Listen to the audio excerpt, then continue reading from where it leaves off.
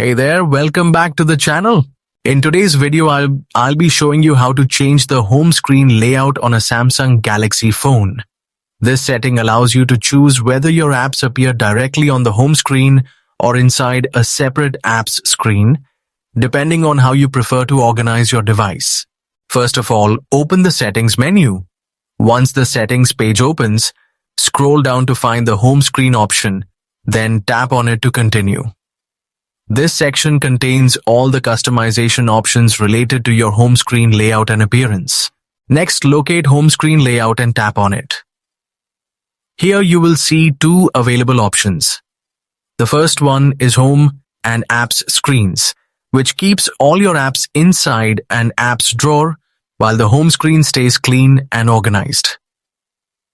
The second option is Home Screen Only, where all installed apps appear directly on your home screen without a separate apps screen.